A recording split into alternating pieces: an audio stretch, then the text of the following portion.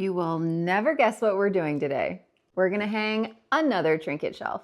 And when I say trinket shelf, I do mean a printer's drawer or a typesetting drawer.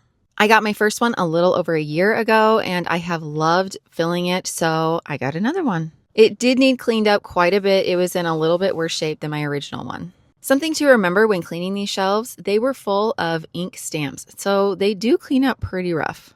But after I was happy with it, I started marking off dividers that I wanted my husband to cut out. I often find medium-sized trinkets that are tall, and so I want some of these spaces to be a little bit bigger so I can put them in there. For this particular shelf, I'm also going to have him cut off the drawer overhangs. I always get asked how he does this, and he uses an oscillating tool. Last week, I posted a video asking everyone where I should hang it. Right next to my original one was one idea, but I was afraid it was going to get too busy. Option 2 was hanging it on the other side of the mirror, and option 3 was in this little hallway. And yes, we have painter's tape still up. I apologize. I really thought you guys would say option 1, but the majority said option 3, and the more I looked at it, the more I started to agree. So my husband hung it by putting 3 screws straight through the back. And after that, the real fun begins. I love my lounging frog, and then I decided to put the owls on the top because it just felt right for the owls.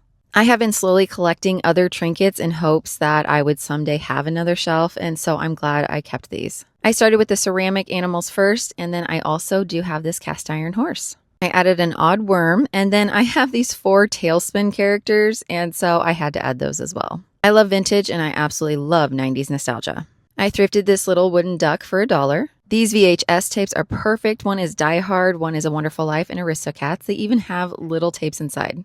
I'm not sure I absolutely love the spoon and fork, but for now, I'm going to put them up and we'll see how it evolves. As a nod to my other shelf, I'm going to add these 2 little train cars. This spilled milk, of course, is going to go on it. Eventually, I would like to put it next to a cat or maybe even a dairy cow. I added a basket of laundry, and then I had some vintage Monopoly pieces. The mini panda bear is going to sit on top of the thread, while my grandma's Avon pin will go in the upper right corner. No trinket shelf is complete without some dice. These little plants were fun and add a bit of green. I put one next to the horse. And some more little Monopoly houses and hotels. Something else I got at Christmas were 2 books. One is The 7 Husbands of Evelyn Hugo, and the other was Wuthering Heights. Then I added the real mini dice. I added 3s, just in case we hit 300,000 before the year's end. One girl can hope. Some other small pieces, little birds, little thimbles, a key, a penny, and I love that yarn ball at the bottom. So here is an overall look at all of the trinkets that I have collected up to this point. One thing I love about trinket shelves is this is how I have decorated it for now, but as I add pieces, things move around and look a lot more cohesive.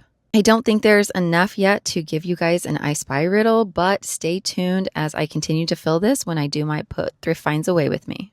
And if you voted for option 3, I will show you from far away what it looks like. And I guess if you didn't vote for option 3, hopefully this will make you come around to the idea.